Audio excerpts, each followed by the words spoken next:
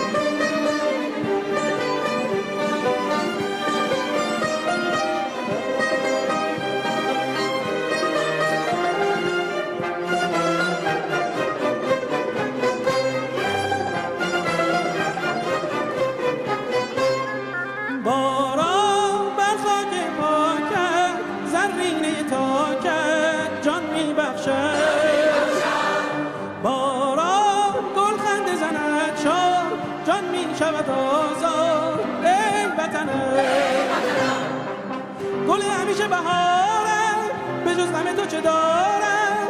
باران تو به بار، مگر تو بشوری سیاهی از همه جا را. باران تو به بار، گل همیشه بهارم، به جز غم تو چه دارم؟ باران تو به بار، مگر تو بشوری سیاهی از همه جا را. باران تو به بار،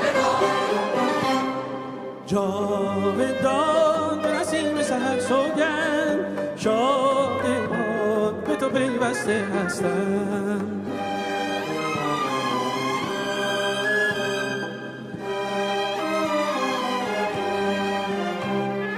تا تو شوی آباد ایران، تو بخندی شاد ایران، چون نسیم سحرگه آزاد ایران. ایران تا تو شوی آباد ایران، تو بخندی شاد ایران، چون نسیم سحرگه آزاد ایران.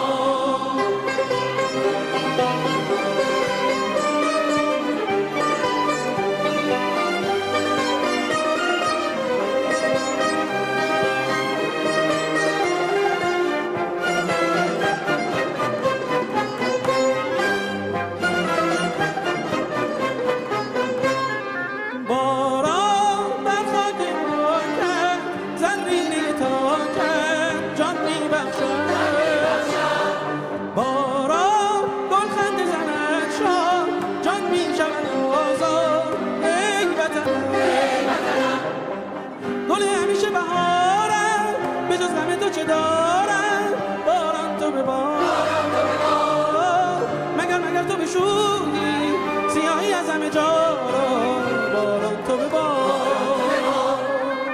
گل همیشه بهارم، به جز غم تو چه دارم؟ باران تو به بار، مگر تو بشوری سیاهی از همه جا را. باران تو به بار، جاودان به نسیم سحر سوگند، شادمان به تو پیوسته هستم.